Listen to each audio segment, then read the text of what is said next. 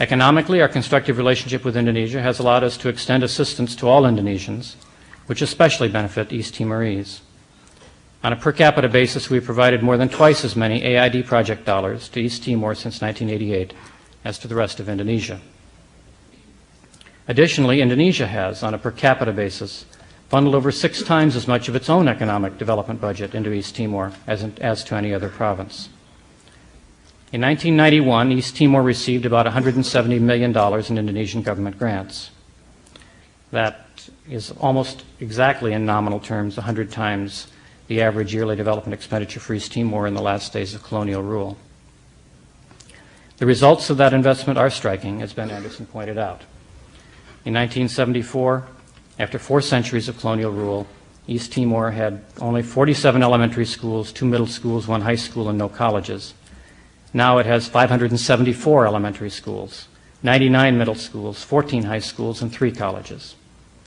In 1974, East Timor had 2 hospitals and 14 health clinics. Now it has 10 hospitals and 197 village health centers. In 1974, East Timor had 100 churches. Today it has 518. In 1974, East Timor was plagued by endemic poverty. Today, poverty certainly remains a problem, as it does elsewhere in that part of Indonesia. But starvation is extremely rare today. The missing economic element is sufficient employment to fulfill rising expectations of newly educated youth. But new business ventures insist on a peaceful environment, and that remains problematic until the East Timor issue is fully resolved. Thanks.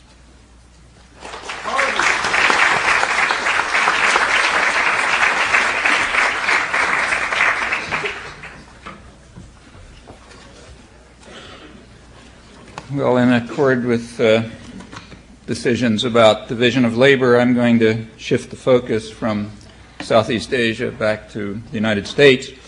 I want to talk a bit about government policy towards Indonesia and the Indonesian aggression in East Timor in particular. And I also want to talk some about how all of this has been presented to the American public. And I want to mention a little bit about a broader context in which I believe that what's been happening, which indeed is one of the great atrocities of the 20th century, can become intelligible. Well, let me begin with New York Times. On April 16th, 1992, Paul Lewis, their UN correspondent, he's writing about sanctions against Libya. And he says that the sanctions against Libya show how the collapse of communism has given the UN the cohesion needed to enforce its orders. That was impossible in earlier crises, like Indonesia's annexation of East Timor. That is, when Indonesia annexed East Timor, the UN just couldn't get its act together because of the disruptive commies who were around, but fortunately now they're gone. Well, you already heard a somewhat different picture of that given by the U.S. ambassador, Daniel Moynihan. I'll repeat it.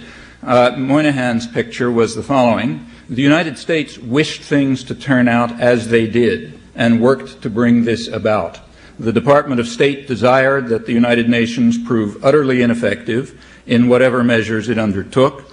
This task was given to me, and I carried it forward with no inconsiderable success.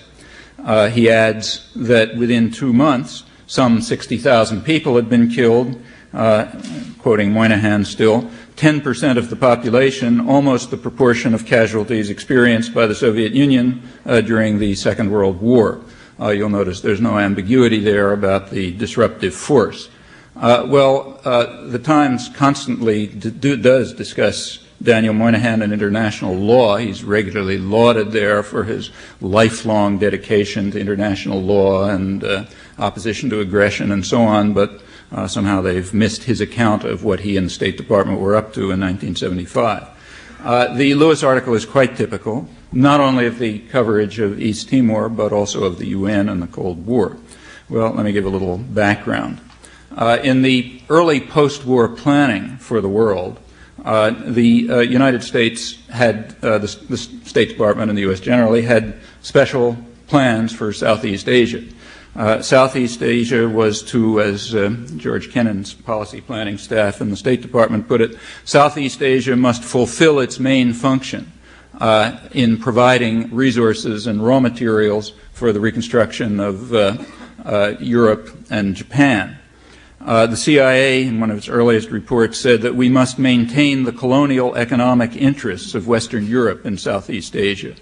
Crucially, Kennan added, we must restore what he called Japan's empire toward the south.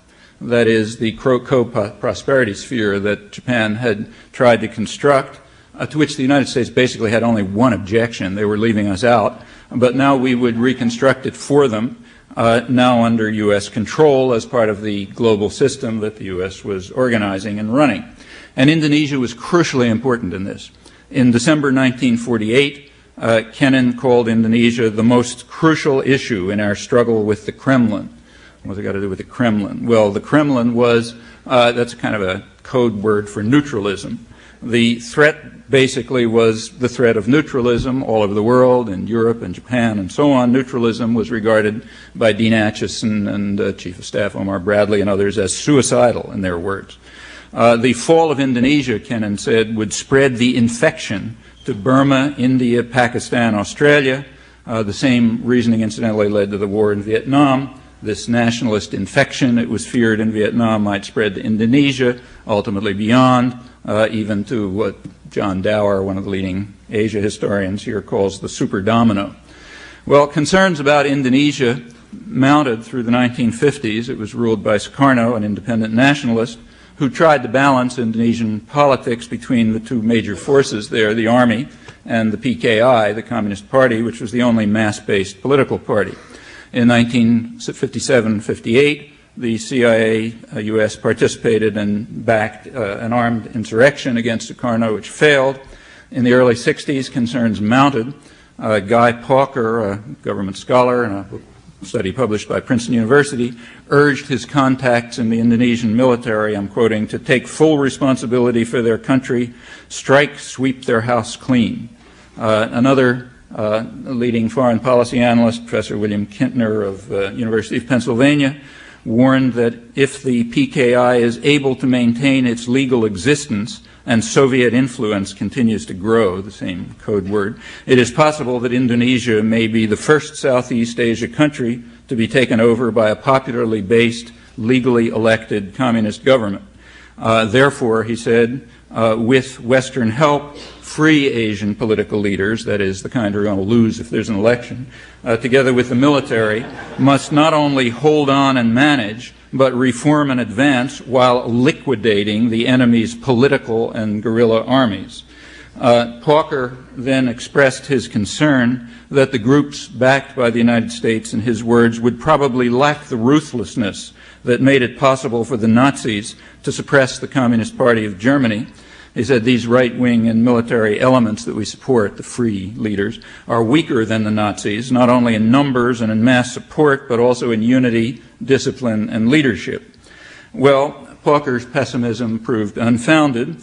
In October 1965, the pro-American General Suharto took charge, and he launched a bloodbath of which the Nazis would have been proud. Hundreds of thousands of people, mostly landless peasants and plantation workers, were slaughtered within a few months. The public Western reaction to this orgy of bloodshed was relief and pride.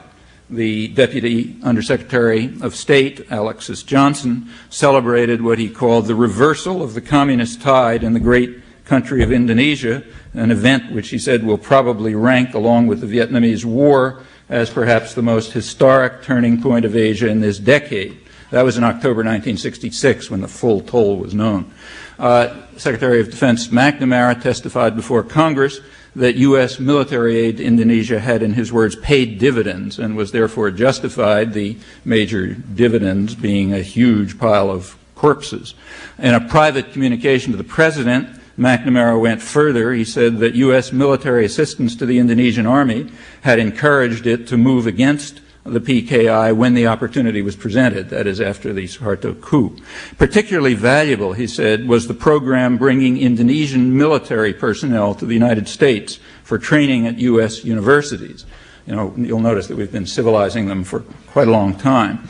A congressional report also held that the training and the continued communication with military officers paid enormous dividends, namely this mass slaughter.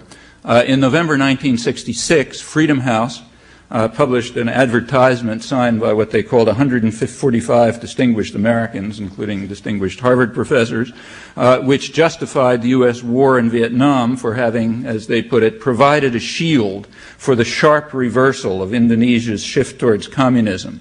No reservations expressed about the means that were used. McGeorge Bundy, who moved from Harvard dean on to national security advisor, years later in the mid-'80s, observed that it would have been wise for the United States to have stopped, or at least reduced, the Vietnam War in 1965, when, as he put it, a new anti-communist government took power in Indonesia and destroyed the Communist Party, incidentally slaughtering some 700,000 people or so. There was no condemnation of the slaughter on the floor of Congress. No major U.S. relief agency offered aid. The World Bank quickly restored Indonesia to favor. Western governments and corporations followed suit, which was a reflection of their pleasure at the course of events. What about the media? Well, they were pleased, in fact, euphoric. In October 1965, as the slaughter was just getting underway, Times correspondent Max Frankel, who is now editor-in-chief, described the delight of Johnson administration officials over the dramatic new opportunity in Indonesia. The military showed power, so Indonesia can now be saved what had appeared to be an inevitable drift towards a peaceful takeover from within. Peaceful takeover from within is code word. It means democratic politics, the worst conceivable tragedy, of course. U.S. officials, he said, believe the army will cripple and perhaps destroy the communists as a significant political force, leading to the elimination of communist influences at all levels of Indonesian society. So we don't have to worry about this peaceful takeover from within. Consequently, he said, there is now hope where only 2 weeks ago there was despair. Well, that was October 65. As the results started coming in, the joy mounted. In mid-1966, well after the facts were known, U.S. News and World Report had a long and enthusiastic story with the headline, Indonesia, Hope Where There Once Was None. Time magazine had a cover story which celebrated the West's best news for years in Asia. The heading was Vengeance with a Smile, had 5 full pages of text and 6 more of pictures devoted to what it called the boiling bloodbath that almost unnoticed took 400,000 lives. It then informed us that the new army regime which carried this out is scrupulously constitutional, based on law and not mere power. The authority was General Suharto, its quietly determined leader with his almost innocent face. The New York Times featured a column headed A Gleam of Light in Asia. It's by its leading political commentator, the highly revered James Reston, who said that we should not let the bad news in Vietnam displace the more hopeful developments in Asia, primary among them being what he called the savage transformation of Indonesia from a pro-Chinese policy under Sukarno to a defiantly anti-communist policy under General Suharto. He said, Washington is being careful not to claim any credit for this change in one of the most richest countries in the world, but this does not mean that Washington had nothing to do with it. He said, it is doubtful that the coup would ever have been attempted without the American show of strength in Vietnam, or been sustained without the clandestine aid it received indirectly from here. So we should be very proud that our government contributed to the greatest slaughter since the days of Hitler and Stalin. Editorial reaction generally was the same. Suharto went on to compile one of the worst human rights records in the world at home, along with slaughter in West Papua, the invasion and slaughter in East Timor, and so on. The West remained quite pleased. In 1987, the Christian Science Monitor observed correctly that many in the West were keen to cultivate Jakarta's new moderate leader. Suharto is moderate because he only slaughters people for our benefit. The London Economist added that despite appearances, this great mass murderer and torturer is, they said, at heart benign. That's referring doubtless to his attitude towards Western corporations, which is indeed very benign. With respect to Timor, the reaction was quite the same. You've heard a number of things about the, I mentioned, say, Moynihan's expression of the government position. As far as press coverage is concerned, in 1974 and 75, there was quite a lot of coverage of Timor in the context of